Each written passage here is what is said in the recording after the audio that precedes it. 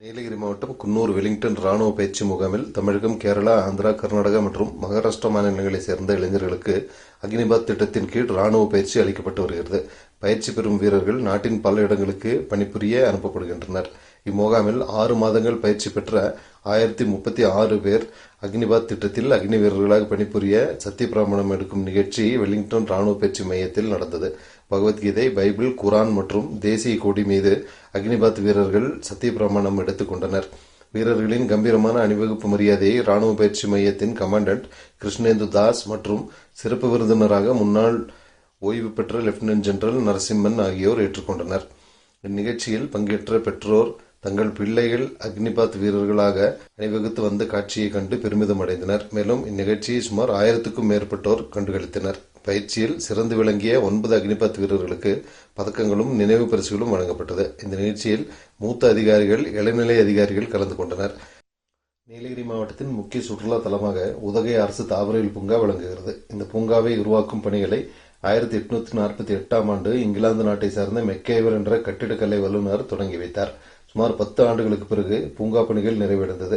பின்னர் 1867ஆம் ஆண்டு சுற்றுலா பயணிகளுக்காக இந்த பூங்கா திறந்து வைக்கப்பட்டது.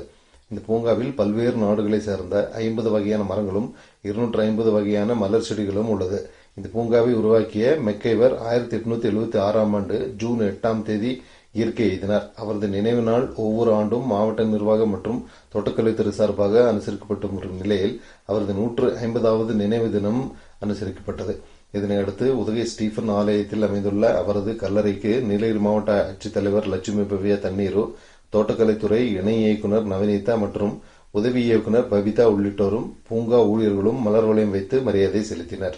கடந்த சில ஆண்டுகளாக விவசாய நிலங்களில் ரசாயன உரங்களின் பயன்பாட்டு அதிகரித்துள்ளது. இதனால் விவசாய பயிர்களில் நச்சுத்தன்மை அதிகரிப்பதுடன் மண் வளமும் சீரழிந்துள்ளது. எனவே விவசாயிகளிடையே விழிப்புணர்வை ஏற்படுத்தி தாய் மண்ணின் வளத்தை மீட்டெடுக்கும் நோக்கில் மத்திய அரசு சார்பில் கேத் பச்சாவோ அபியான் எனப்படும் விளைநிலம் காப்போம் இயக்கத்தின் கீழ் விவசாயிகள் கருத்தரங்கு நாடு முழுவதும் நடத்தப்பட்டு வருகிறது. இதன் ஒரு பகுதியாக நீலகிரி மாவட்டத்தில் தோட்டக்கலை துறையின் கீழ் செயல்பட்டு வரும் வேளாண் தொழில்நுட்ப மேலாண்மை முகமை திட்டத்தின் ஒரு அங்கமாக மாவட்ட அளவிலான இயற்கை வேளாண்மை குறித்த கருத்தரங்கம் உதகை பழங்குடியினர் பண்பாட்டு மையத்தில் நடைபெற்றது. தோட்டக்கலைத்துறை இணை இயக்குநர் நவநீதா தலைமையில் நடைபெற்ற இக்கருத்தரங்கில் தோட்டக்கலை மற்றும் அதனுடன் தொடர்புடைய துறைகளைச் சேர்ந்த வல்லுநர்கள் கலந்து கொண்டு இயற்கை வேளாண்மை, நிலையான விவசாய முறைகள், மண்வள மேம்பாடு, மதிப்பு கூட்டல் மற்றும் சந்தைப்படுத்துதல் உள்ளிட்ட பல்வேறு தலைப்புகளில் தொழில்நுட்ப அமர்வுகளை நடத்தினர். நீலகிரி மாவட்டத்தின் பல்வேறு பகுதிகளைச் சேர்ந்த விவசாயிகள் இக்கருத்தரங்கில் கலந்து கொண்டு இயற்கை வேளாண்மையின் அவசியம், அதன் நன்மைகள், நிலையான வேளாண்மை நடைமுறைகள் மற்றும் தொடர்புடைய தொழில்நுட்பங்கள் குறித்து அறியப்பெற்றனர். இதை தவிர இயற்கை முறையில் விளைவிக்கப்படும் வேளாண் பொருட்கள், இயற்கை இடுபொருட்கள், காளான் மற்றும் தேன் சார்ந்த மதிப்பு கூட்டப்பட்ட பொருட்கள், தோட்டக்கலை துறையின் விவசாயிகள் நலத்திட்டங்கள் உள்ளிட்டவற்றை உள்ளடக்கிய கண்காட்சி நடைபெற்றது. மேலும் நவீன கருவிகளை கொண்டு விளைபொருட்களில் உள்ள நச்சுத்தன்மையை கண்டறியும் முறை குறித்து செயல்முறை விளக்கம் அளிக்கப்பட்டது.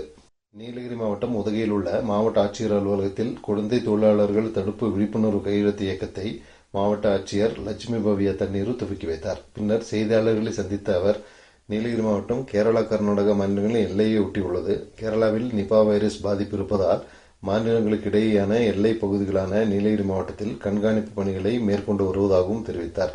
மேலும் நிபா வைரஸ் உள்ளிட்ட பல்வேறு வைரஸ் தொற்றுகளை தடுக்கும் நோக்கில் சிறப்பு குழுக்களை அமைத்து தேவையான முன்னேற்பாடுகளுடன் எல்லை மற்றும் எல்லையை ஒட்டியுள்ள கிராமத்தில் கண்காணிப்பு பணிகள் தீவிரமாக நடைபெற்று வருவதாகவும், தற்போது வரை நீலகிரியில் எந்த தொற்று பாதிப்பும் உறுதிப்படுத்தவில்லை என தெரிவித்தார். எல்லை பகுதியில் உள்ள கிராம மக்கள் மற்றும் பொதுமக்கள் செய்ய வேண்டியவை, செய்யக்கூடாதவை குறித்து வழிகாட்டுதல்கள் மாவட்ட நிர்வாகத்தின் மூலம் வெளியிடப்படும்.